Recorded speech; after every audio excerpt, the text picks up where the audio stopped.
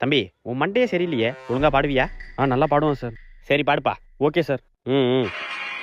சிட்டிண்ட நரம்பு சமிட்ட இரும்பு சட்டுண்டு மோகம் பொங்கிட்டே.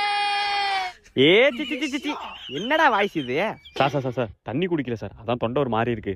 ஓ அப்படியா? சரி தண்ணி குடிச்சிட்டு பாடுப்பா. Sir ready sir. ஓகேப்பா பாடுப்பா.